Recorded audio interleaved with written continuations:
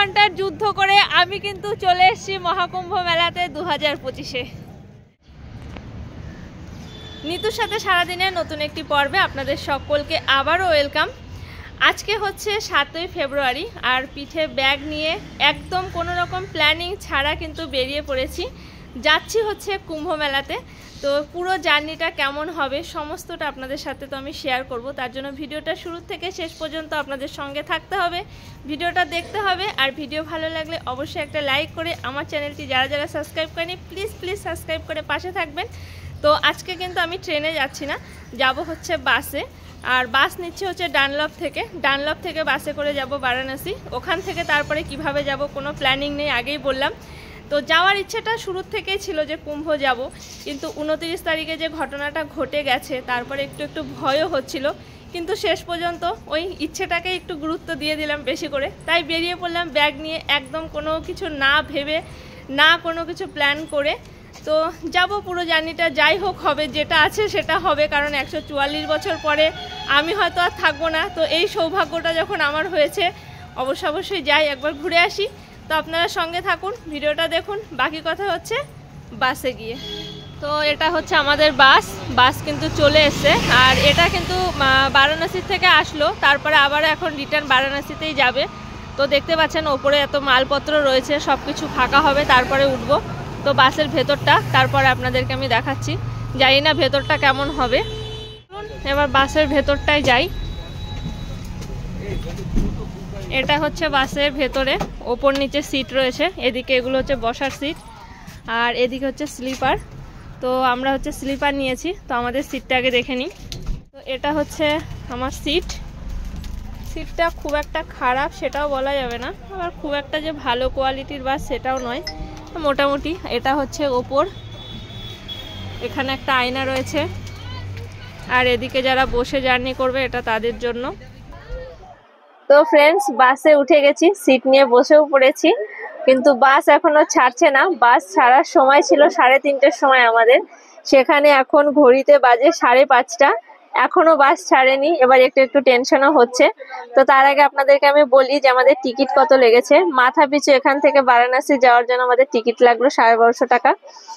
আর ইচ্ছে ছিল আপনাদের সাথে পুরো রাস্তাতে কিছু ছোট ভিউ আপনাদের সাথে শেয়ার করার, কিন্তু যেহেতু অন্ধকার হয়ে যাচ্ছে আর হয়তো বেশি কিছু শেয়ার করতে পারবো না। তবে চেষ্টা করব যতটা সম্ভব শেয়ার করার।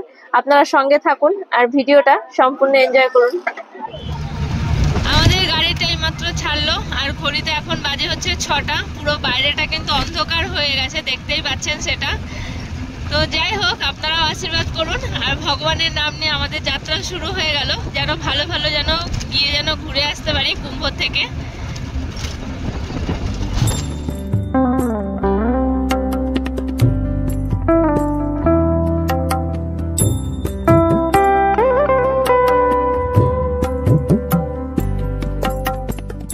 তো এখন আমরা চলে এসেছি কিন্তু ধানবাদে, রয়েছি ঝাড়খণ্ডে এটা।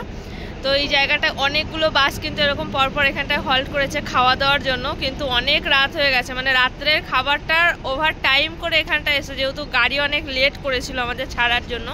দেখতেই পাচ্ছেন পেছনে কিন্তু অনেকগুলো গাড়ি দাঁড়িয়ে রয়েছে। আর 11:30টা বাজে, এখন রয়েছে ঝাড়খণ্ডের ধানবাদে।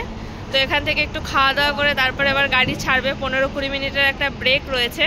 জার্নিটা এখনও পর্যন্ত ঠিকঠাকই লাগছে, জানি না এর পরবর্তীতে কি হবে, যেহেতু বাস কিন্তু প্রচুর লেটে চলছে, প্রচুর লেট। আর জায়গায় থামছে।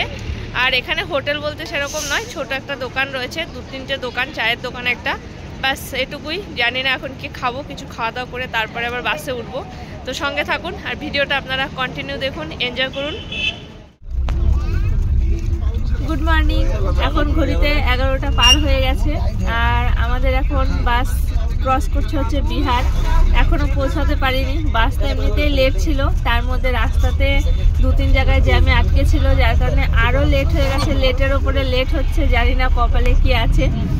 আর সকালবেলা এখন একটু ব্রেকফাস্ট করে নিচ্ছি।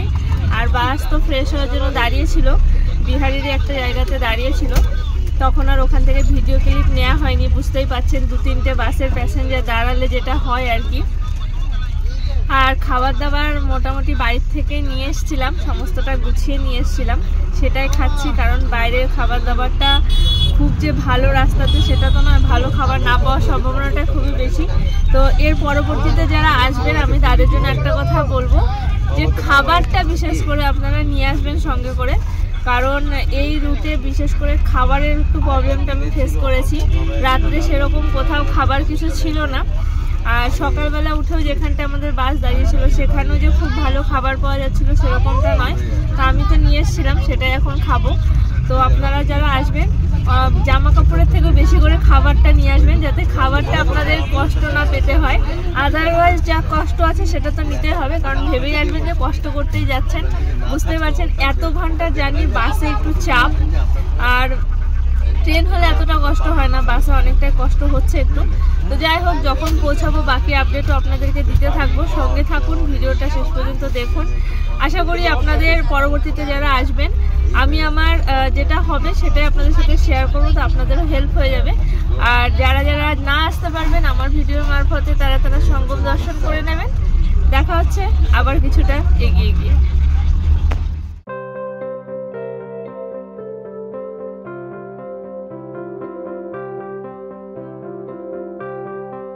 তো অলরেডি আমরা কিন্তু বারাণসীতে কিন্তু ঢুকছি। এটা হচ্ছে বারাণসীর গঙ্গা। তো গঙ্গা ব্রিজ ক্রস করছে, অনেক বড় কিন্তু গঙ্গাটা এখানে।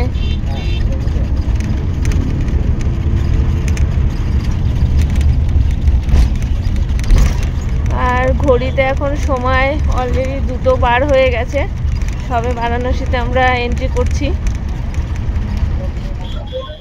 তো আমরা এখন এসে পৌঁছেছি বারাণসীতে, আর এখান থেকে আমাদেরকে বাসে নামিয়ে দিল। এখানে আমাদের বারাণসীর বাস জার্নি শেষ। এটা হচ্ছে বারাণসীর বুলানপুর বলে একটা জায়গা। এখান থেকে টোটো করে দেন আমাদেরকে যেতে হবে বাস স্ট্যান্ডে। বাস স্ট্যান্ডে গিয়ে ওখান থেকে আমরা বাস নিয়ে যাব হচ্ছে প্রয়াগরাজ, ওখান থেকে ডাইরেক্ট বাস পাওয়া যাবে।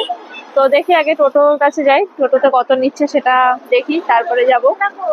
তো টোটো নেবো ভেবেছিলাম যে টোটো নিয়ে বাস স্ট্যান্ড অবধি যেতে হবে, কিন্তু ওনারাই বললেন যে সামনেই রয়েছে বাস স্ট্যান্ড, খুব একটা বেশি দূর নয়, 5-7 মিনিটের হাঁটা পথে একটা সাইনবোর্ড দেখিয়ে দিল যে ওখান থেকে প্রয়াগরাজের বাস পাওয়া যাবে। তো সেই জন্য হেঁটেই চলে যাচ্ছি। আর এখান থেকে যত তাড়াতাড়ি মানে পৌঁছাতে পারবো ততই মঙ্গল, কারণ ওখানে গিয়ে আবার কি ফেস করবো তার ঠিক নেই।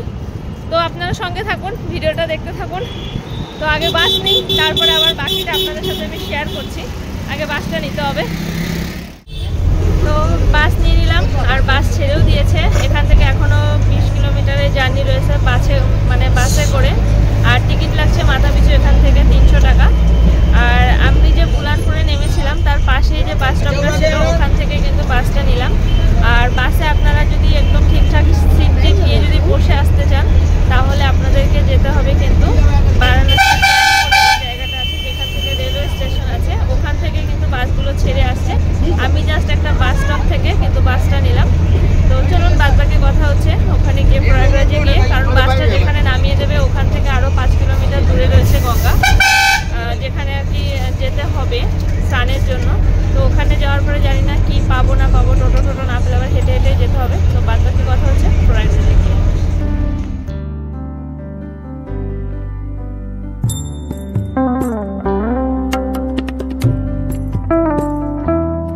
তো এখন আমরা যে ব্রিজটা ক্রস করছি বারাণসী থেকে, এই ব্রিজটারই কিন্তু ফুটেজ কিন্তু 29 তারিখে আপনারা দেখেছেন। প্রচন্ড জ্যাম ছিল এই ব্রিজটাতে, পুরো কিন্তু একদম ব্লক ছিল। এখনো পর্যন্ত সামনেটা তো ক্লিয়ারই দেখতে পাচ্ছি, কিন্তু এখনো কনফিউশন রয়েছে। ড্রাইভার কাকু বলছেন যে সামনে জ্যাম হতে পারে, সামনে হয়তো যাওয়া যাবে না, বোঝা যাবে না। তো কনফিউশনে রয়েছে, তো সামনে যাই দেখি কি হয়। আপাতত এখনো পর্যন্ত তো একদম ঠিকঠাকই লাগছে, তবে সামনে মনে হচ্ছে জ্যাম আছে। চলুন আগে যাই, দেখাচ্ছি কি হচ্ছে। আগে যে ভয়টা পাচ্ছিল যে জ্যাম আছে, রাস্তায় কিন্তু কোনো রকম জ্যাম নেই, পুরো কিন্তু ফাঁকা রাস্তা রয়েছে, একদম কিন্তু স্মুথলি কিন্তু এগোচ্ছি, কোনো সমস্যা হয়নি। আর 29 তারিখে ভাবলেই ভয় লাগে সেই দৃশ্যটা। আগে ফুটেজে দেখেছি যে এই রাস্তাটার কি পরিস্থিতি ছিল, কি ভয়ঙ্কর অবস্থা ছিল। তো ওনারাও বলছেন যে পুরো দিন যে যেখানে ছিল সেখানেই দাঁড়িয়েছিল, এতটুকু হেলদোল করার মতো জায়গা ছিল না। তবে আজকে আর সেই সমস্যাটা নেই। তবে পরবর্তীতে আবার যারা আসতে চলেছেন তখনও কি হবে সেটার আপডেট এখনই পাওয়া যাচ্ছে না। তবে আজকে হচ্ছে 8 তারিখ, 8 তারিখে কিন্তু রাস্তা পুরো ক্লিয়ার রয়েছে।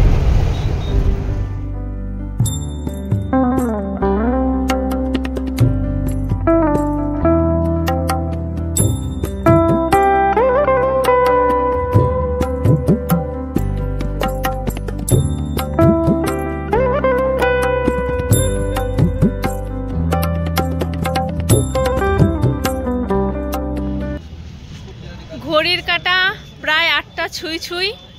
আর রাস্তার জামটা দেখতে পাচ্ছেন, সামনে পেছনে সব দিকে শুধু ট্রাফিক আর ট্রাফিক। যারা ভিডিও করছে আর বলছে যে প্রয়াগরাজ একদম ফাঁকা হয়ে গেছে, সঙ্গম ফাঁকা হয়ে গেছে, আপনারা আসুন স্নান করুন, আমারও এতক্ষণ পর্যন্ত মনে হয়েছিল যে প্রয়াগরাজ ফাঁকা হয়ে গেছে, রাস্তায় জ্যাম নেই। কিন্তু এই মুহূর্তে দাঁড়িয়ে মানে প্রায় 1 ঘন্টার ওপরে হতে যাচ্ছে যে একই জায়গাতে স্টিল দাঁড়িয়ে রয়েছে। আমাদের গাড়ি সামনেও যাচ্ছে না, পেছনেও যাচ্ছে না, পুরো জ্যাম রাস্তাতে। তো প্রয়াগরাজ একদম ফাঁকা হয়নি, লোক এখনও আসছে, ভিড় কিন্তু যথেষ্ট রয়েছে। তো আপনারা আসলে পারে সেরকমভাবে প্রিপারেশন নিয়ে আসবেন, এবং মেন্টালি বিশেষ করে প্রিপারেশনটা ভীষণ প্রয়োজন যে হ্যাঁ যত কষ্টই হোক আমরা সঙ্গমে যাব, স্নান করব। তো এখন এনাফ টাইম আছে হাতে, কারণ এই জ্যাম কখন কাটবে, কখন আমরা এগোবো জানি না। তো যাই আগে একটু চা খেয়ে আসি। ঠান্ডা মোটামুটি খুব বেশি বলা চলে না, তবে টুকটাক ঠান্ডা আছে এদিকে। কলকাতার দিক থেকে তো এদিকে অবশ্যই অনেক ঠান্ডা বেশি, কলকাতায় আর ঠান্ডা নেই। তো চলুন আগে একটু চা খেয়ে আসি। তো এইমাত্র আমি বাস থেকে নামলাম, পৌঁছালাম প্রয়াগরাজে। এখনও কিন্তু ঘাটের কাছে যেতে পারিনি। এখান থেকে হয় পায়ে হেঁটে ঘাটে যেতে হবে, এখান থেকেও 4 থেকে 5 কিলোমিটার রাস্তা রয়েছে ঘাটে যাওয়ার জন্য। হয় টোটো করতে হবে, যদি টোটো পাই তো, না হলে পারে পায়ে হেঁটে যেতে হবে। আর ঘড়িতে এখন বাজে রাত্রি 10টা। যে রাস্তাটা 3 ঘন্টায় আসার কথা বেনারস থেকে প্রয়াগরাজ, সেটা আসতে আমার সময় লাগলো 6.5 থেকে 7 ঘন্টা। বুঝতেই পারছেন রাস্তার ট্রাফিকটা দেখে যে কিরকম জ্যাম রয়েছে রাস্তাতে আর কতটা সময় লাগলো। তো টোটাল মানে আমার জীবনে আমি এই ফার্স্ট টাইম মানে বাস জার্নি এতটা করলাম, প্রায় 27 ঘন্টা বাস জার্নি করলাম কলকাতা থেকে এই প্রয়াগরাজ আসার জন্য। এখনও ঘাটে পৌঁছতে পারিনি। আর আপনাদের সাথে আরও একটা ইন্টারেস্টিং ঘটনা আমি শেয়ার করছি। সেটা হচ্ছে তখন চা খেতে গেছি, সেটা দাঁড়িয়েছিল আমাদের গাড়িটা হচ্ছে হনুমানগঞ্জ। তো চা খেতে গেছি, হঠাৎ করে ট্রাফিক খুলে গেছে। 1 ঘন্টা দাঁড়িয়ে থাকার পরে জাস্ট চা খেতে গেছি, ট্রাফিক খুলে গেছে। তো গাড়ি এগিয়ে গেছে, ছুটতে ছুটতে গেলাম গাড়িটার কাছে, মানে তারপরে আর কন্টিনিউ করতে পারিনি আপনাদের সাথে। তারপরে এতটা সময় ধরে বাসে এত মানে বিরক্ত লাগছিল এক কথায় বসে থাকতে, তো সেই কারণে আর কন্টিনিউ করিনি। তো এরপরে যাব, আগে গিয়ে দেখি টোটো পাচ্ছি কিনা। তো পুরো আপডেটটা আপনাদেরকে দেবো, সঙ্গে থাকুন। আশা করি আপনাদের ভিডিওটা ভালোই লাগবে। আমার পার্সোনাল এক্সপিরিয়েন্স মানে আপনাদের সাথে শেয়ার করছি। তো আমি বারবারই বলছি, এই এক্সপিরিয়েন্স আমি যেটা করছি সেটা আপনাদের সাথেও হবে, এটার কোনো গ্যারান্টি নেই। আমি আমারটা আপনাদের সাথে শেয়ার করছি, আপনাদের এরকমটা নাও হতে পারে। তো ভিডিওটা আবার কন্টিনিউ করছে এই কারণেই, কারণ আমার বাসটা যেখানে আমাকে নামিয়ে দিয়েছিল সেখান থেকে সঙ্গমে হচ্ছে এখন 11 কিলোমিটার। তো টোটো কিছু পাওয়া যাচ্ছে না, হেঁটেই যাচ্ছি।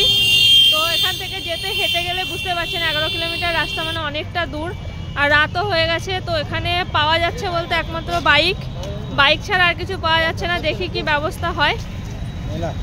চলুন আগে গিয়ে আপনাদেরকে আরও পুরো আপডেটগুলো আমি দিচ্ছি।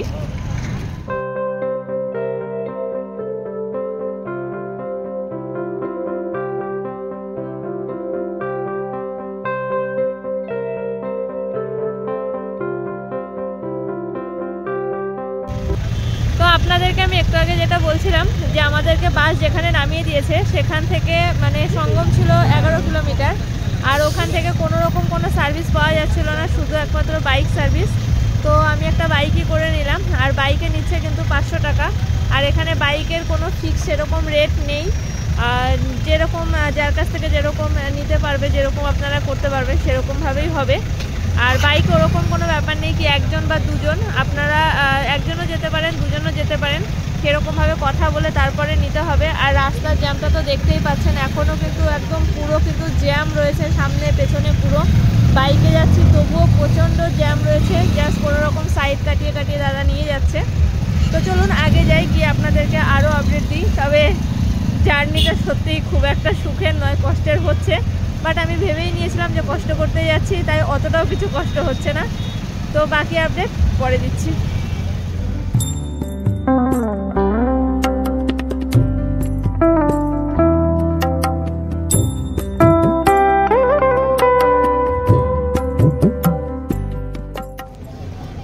ফাইনালি আমি চলে এসেছি কিন্তু মহাকুম্ভ মেলাতে। প্রায় 28.5 থেকে 29 ঘন্টা জার্নি করে পৌঁছালাম মহাকুম্ভ মেলাতে। এখানে আসার পরে সত্যি বলছি ভীষণ ভালো লাগছে।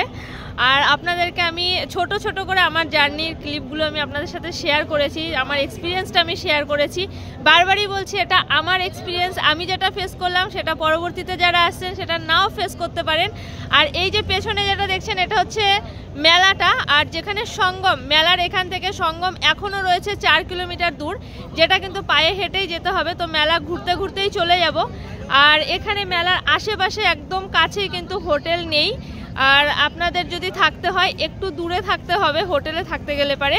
তো আমরা যেহেতু কালকে এখান থেকে রিটার্ন করব সেই কারণে হোটেল নেওয়ার কোনো ব্যাপার নেই। অলরেডি এখন রাত্রি 11:30 ক্রস করে গেছে। তো মেলাটা আপনাদের সাথে একটু ঘোরাবো, আর কতটা মেলা ঘুরতে পারবো সেটা জানি না, কারণ মেলার এরিয়াটা হচ্ছে 25 কিলোমিটার। তো 25 কিলোমিটার মেলা ঘোরা একদিনে মানে কয়েক ঘন্টার মধ্যে ইম্পসিবল ব্যাপার। যতটা পারবো ততটা আপনাদের সাথে শেয়ার করব। আর এই ভিডিওটা অনেকটা লম্বা হয়ে যাচ্ছে, মানে জার্নিটা আপনাদের সাথে শেয়ার করেছি যার দরুন ভিডিওটা অনেক লম্বা হয়ে যাচ্ছে। তো নেক্সট পার্টে আরও অনেক কিছু ইনফরমেশনের সাথে আপনাদের সাথে দেখা হচ্ছে। ততক্ষণের জন্য আপনারা সঙ্গে থাকুন, আর ভিডিও ভালো লাগলে অবশ্যই ভিডিও লাইক করে আমার চ্যানেলটা সাবস্ক্রাইব করে নিন। দেখা হচ্ছে নেক্সট পার্টে।